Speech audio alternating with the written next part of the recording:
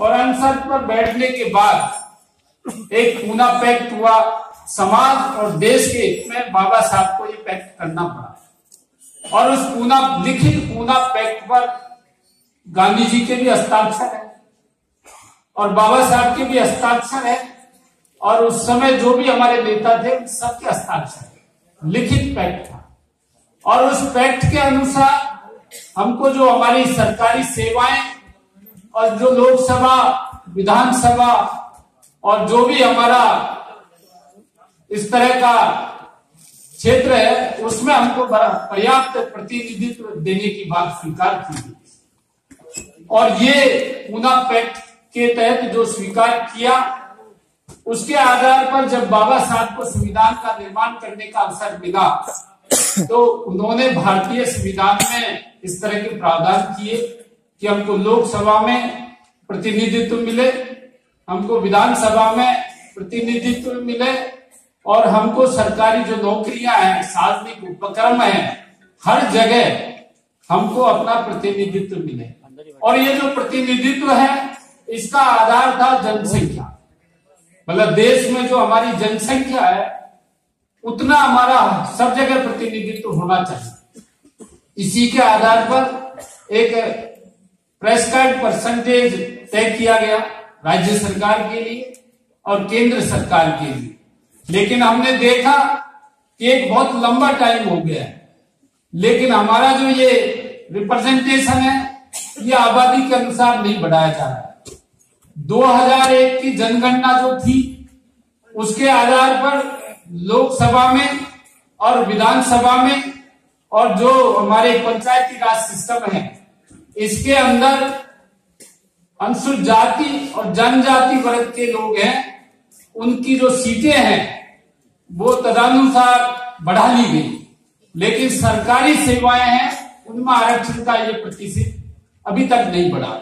तो एक तरफ हमारा जो पर्याप्त प्रतिनिधित्व हमको जो डिसाइड कर रखा है वो नहीं मिला, दूसरी तरफ जो बढ़ना चाहिए था वो नहीं मिला, तीसरी तरफ जो मिला हुआ है उसको भी तरह तरह से छीनने के प्रयास किए जा रहे हैं।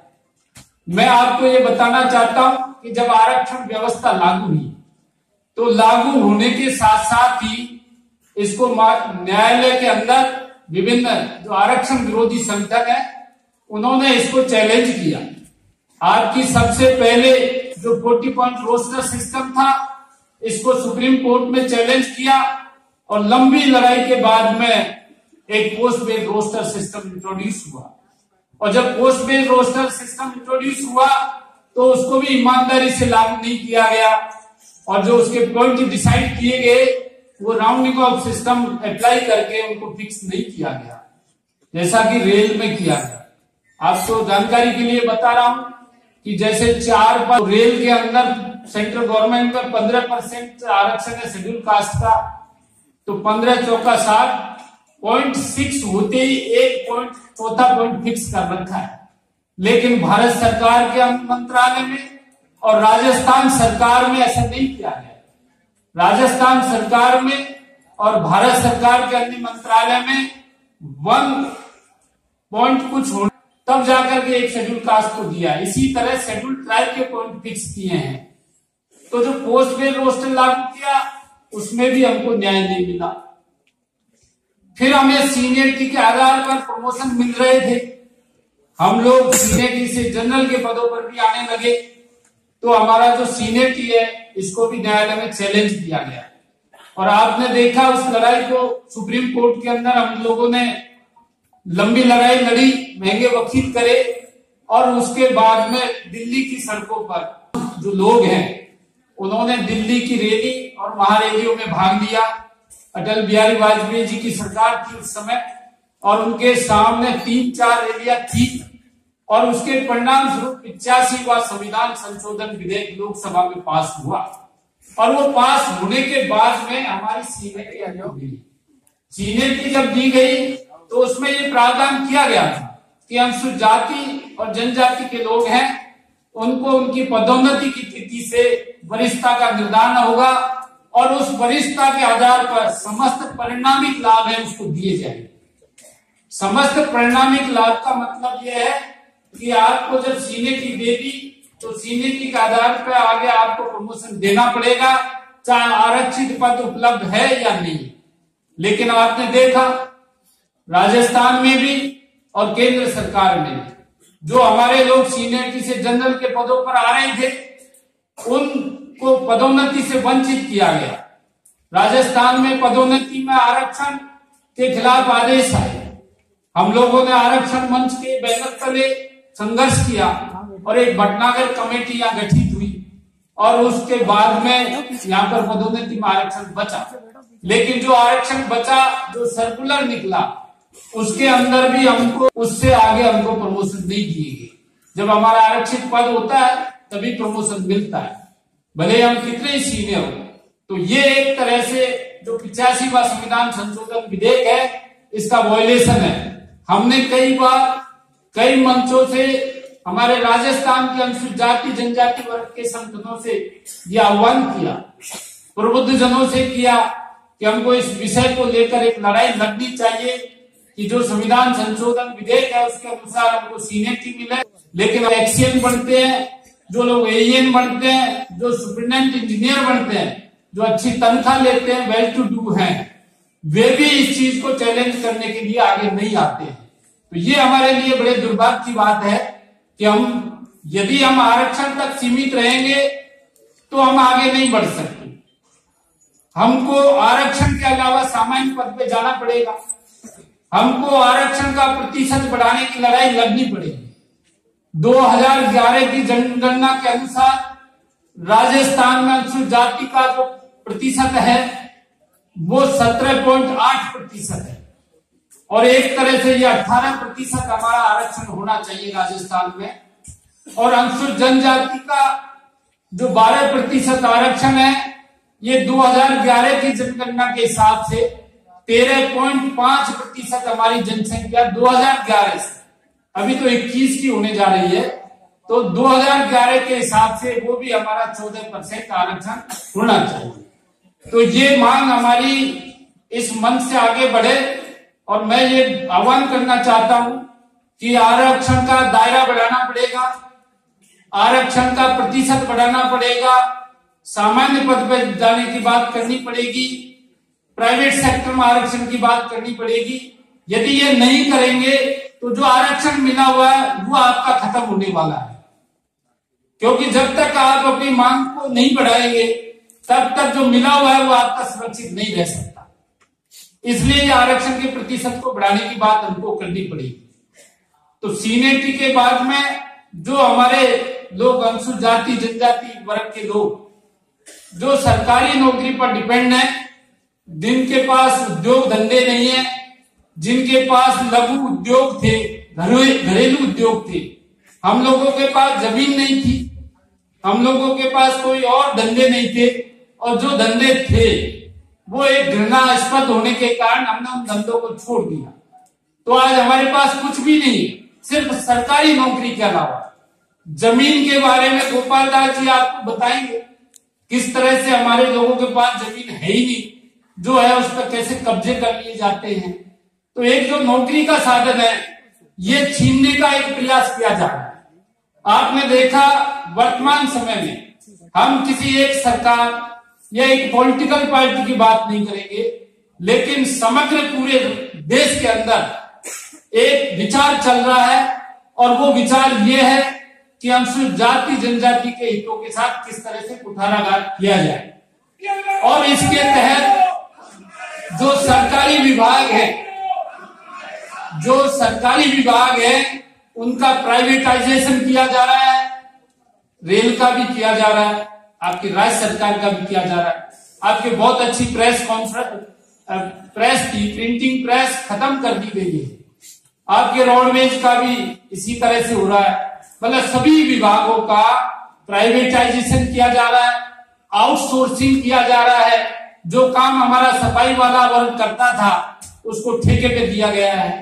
जब रेल की और राज्य सरकार की और केंद्र सरकार की नौकरी में एक सफाई वाला होता था तो 20 से 25 हजार रुपए कम से कम तनख्वाह लेकर वो जाता था। उस पैसे से वो अपने घर का बच्चों को पढ़ाता था, अच्छे कपड़े पहनता था, अच्छी एजुकेशन दिलाता था और समाज में बराबरी का हक लेने का उसका एक पोजीशन बनता था। लेकिन सरकार ने उसके हाथ से रोजगार छीना और उस काम को प्राइवेट ठेकेदारों को दिया और प्राइवेट ठेकेदार उस काम को 5,000 रुपए देकर के उस आदमी से काम करा रहे हैं। तो क्या यही सामाजिक न्याय है? क्या बाबा साहब ने इसी सामाजिक न्याय की कल्पना की थी? बाबा साहब डॉक्टर भीमराव अंबेडकर ये जो अभी चल रहा है इस व्यवस्था के बिल्कुल खिलाफ थे। वो चाहते थे दलित और आदिवासी और जो पिछड़े लोग हैं इनको किस तरह से आर्थिक रूप से संपन्न बनाया जाए और समाज के दूसरे वर्ग उनके बराबर में लाया जाए। आरक्षण की जब बात करते हैं हम तो फिर आर्थिक आधार पर आरक्षण की बात आती है, लेकिन हमारा जो अनुसूचित जाति जनजाति वर्ग का आरक्षण है इसका आधार आर्थिक नहीं है, इसका आधार सामाजिक है। जब तक समाज के अंदर छुआछूत, ऊंच नीच, भेदभाव, असमानता ये जब तक रहेगा, जब तक अनुसूचित जाति जनजाति वर्ग के आरक्षण के बारे में सवाल उठाने का किसी को कोई अधिकार नहीं। लेकिन हम मूक दर्शक बने रहते हैं। सुप्रीम कोर्ट में क्रीमी लेयर के खिलाफ पिटीशन लगा, SLP लगा। हम लोगों में से कितने लोग वहां गए, कुछ संगठन गए वहां, वेलफेयर सोसाइटी पार्टी बनी, आरक्षण मंच भी बना, रेलवे के SPP बनी, और भी हमारे आजाद संगठन है वो भी बने, कई संगठन बने उसमें। लेकिन जितना गंभीर समाज को होना चाहिए उतना गंभीर समाज नहीं। गुर्जर समाज को आरक्षण चाहिए, इसके लिए उसका आंदोलन आपके सामने है। ब्राह्मण समाज को आरक्षण चाहिए, इसके लिए उन्होंने करके दिखाया। और हमारा जो आरक्षण है उसको प्रोटेक्ट करने के लिए कोई काम नहीं किया गया, बल्कि उनको आरक्षण देने के लिए ताबड़तोड़ एक जो विधेयक पास हुआ EWS के लिए, हम उसके खिलाफ नहीं है। जिनको अधिकार नहीं मिलने चाहिए, लेकिन हमारे अधिकार छीन रहे उनको प्रोटेक्ट करने का भी काम करना चाहिए। हमने सरकार से ये मांग की कि आप जिसे आरक्षण देना दे, लेकिन एक पदोन्नति में आरक्षण का जो मसला है आपको ध्यान है, हमें पदोन्नति में आरक्षण था, उसके बाद उसके खिलाफ नागराज का सुप्रीम कोर्ट का जजमेंट आया। सरकार के पास दो विकल्प थे, तत्कालीन सरकार के पास, या तो उसके खिलाफ संविधान संशोधन विधेयक पास करती और या फिर उसको मतलब नेगेट करने के लिए संविधान संशोधन विधेयक पास करती, या नागराज के जजमेंट में जो 3 बिंदुओं पर एक्सरसाइज की बात थी वो करती। लेकिन सरकार ने इस बात पर ध्यान नहीं दिया। UPA गवर्नमेंट थी, हमने 2012 में रैली मारेली थी दिल्ली में और राज्यसभा में 117वां संविधान संशोधन विधेयक पास हुआ। क्या वजह हो सकती है? मैंने पहले ही कहा किसी एक पार्टी की बात नहीं करेंगे, सभी पार्टियां सभी सरकारें अनुसूचित जाति और जनजाति के हितों के प्रति गंभीर नहीं है, ये हमको जानना होगा और एकजुट होकर के उनको एहसास कराना पड़ेगा। जब 2012 में संविधान संशोधन विधेयक राज्यसभा में पास हो गया तो 12 से लेकर 2020 तक क्यों नहीं लोकसभा में वो पास हुआ? EWS एक दिन में हो सकता है, तो पदोन्नति में आरक्षण का विधेयक क्यों नहीं पास हुआ? आप विधेयक पास नहीं करना चाहते तो नागराज के जजमेंट में जो एक्सरसाइज करने की बात थी वो आपने क्यों नहीं कराई? सुप्रीम कोर्ट ने हमारी पिटीशन पर यह निर्णय दिया कि अनुसूचित जाति और जनजाति की लिस्ट में संविधान में जो जातियां शामिल हो गई है वो सामाजिक रूप से पिछड़ी हुई है, इसलिए इस पर कोई एक्सरसाइज कराने की आवश्यकता नहीं है। और सुप्रीम कोर्ट की 5 जो जजेस की बेंच है उसके इस निर्णय के बाद सरकार को तत्काल इस पर कार्रवाई करनी चाहिए थी, लेकिन नहीं की। मैं इसलिए बता रहा हूं, अभी हमारे पंकज जी बता रहे थे, राजस्थान सरकार में एक ऑर्डर अभी निकला कि 2 साल से ज्यादा का बैकलॉग है वो जनरल से भर दिया जाएगा। मैं आपको बता रहा हूं सुप्रीम कोर्ट के आदेश हैं, DOPT के आदेश है, लड़ाई आपको लड़नी पड़ेगी। SC ST का जो बैकलॉग है उसको SC ST से भरा जा सकता है और डी रिजर्वेशन पर रोक लगा रखी है, पाबंदी है भारत सरकार की तरफ से। और इस पर यदि कोई आदेश इस तरह का आया है तो हमको इसके खिलाफ आंदोलन करना चाहिए। यदि हम आंदोलन नहीं करेंगे तो ये रुकेगा नहीं। आरक्षण का दायरा, आरक्षण के बारे में आपकी मांग रखी है कि राजस्थान में 2 लाख संविदा कर्मी भर्ती किए गए थे पिछली सरकार में, आरक्षण का प्रोविजन नहीं किया। हमारा 1% भी अनुसूचित जाति जनजाति वर्ग का आदमी नहीं है, तो कहां हमको प्रतिनिधित्व मिल रहा है? इसमें भी सुप्रीम कोर्ट के आदेश है, भारत सरकार के डीओपीटी का आदेश है कि कोई भी किसी भी तरह का एंगेजमेंट कैजुअल लेबर का हो या दूसरी तरीके का हो, फॉलोड बाय रेगुलाइजेशन यदि वो है, यदि उसको आगे चल के नियमित किया जाना है, तो उसमें अनुसूचित जाति और जनजाति के आरक्षण का प्रावधान आपको करना पड़ेगा। तो हमको कहाँ आरक्षण मिल रहा है? प्राइवेट सेक्टर के अंदर रिजर्वेशन नहीं है, जुडिशरी में रिजर्वेशन नहीं है। जुडिशरी के खिलाफ आवाज उठती है कि हमको न्याय नहीं मिलता है क्योंकि वहां हमारा प्रतिनिधित्व तो नहीं है। हमने ये बात भारत सरकार के सामने रखी। मैं नाम लेना चाहूंगा अर्जुन मेघवाल साहब का, उन्होंने हमारे माध्यम से हमारी बात को उनके माध्यम से आगे पहुंचाया। एक जुडिशियल अपॉइंटमेंट कमेटी गठित करने की बात आई, लेकिन जो सुप्रीम कोर्ट के जो कॉलेजियम है, जो जजेज है, उन्होंने उसको स्वीकार नहीं किया और इस वजह से वो नहीं हुआ। लेकिन हमने आज ये मांग रखी है कि भारतीय संविधान में प्रावधान है कि इंडियन जुडिशियल सर्विसेज का गठन किया जाए। जब इंडियन एडमिनिस्ट्रेटिव सर्विसेज है, इंडियन जो आपकी आईपीएस सर्विसेज है, दूसरी सर्विसेज है, तो उसी तरह से इंडियन जुडिशियल सर्विसेज का गठन हो। यदि इंडियन जुडिशियल सर्विसेज का गठन होगा तो वहां पर जो यूपीएससी के थ्रू भर्ती होगी उसमें रिजर्वेशन ऑटोमेटिक लागू हो जाएगा। और जब सुप्रीम कोर्ट में हमारा जो रिजर्वेशन से जो जज आएगा वो जज हमारे हितों का ध्यान रखेगा। तो जो न्यायालय के थ्रू हमारे ऊपर अटैक होता है, ये अटैक भी रुकेगा। मैं आपको ये बता रहा हूं कि ये हॉल खचाखच बढ़ना चाहिए था। सामाजिक न्याय की बात की, भाटी जी ने बहुत मेहनत की, निर्भय साहब ने काफी काम किया, हम लोगों ने व्हाट्सएप किए, मैसेज किए, लेकिन ये हॉल ये दिखा रहा है कि हम अपने हकों के प्रति जागरूक नहीं है। और इसीलिए ये न्याय सभा रखी है कि हम जागरूक बने और अपने जो हक अधिकार है उनकी लड़ाई को आगे बढ़ाने का काम करें। आरक्षण तरह तरह से डैमेज करने का काम हो रहा है। जो कैडर पद थे उनको एक्स कैडर पद कर रहे हैं। एक्स कैडर में रिजर्वेशन नहीं होता है, डेपुटेशन के पदों में रिजर्वेशन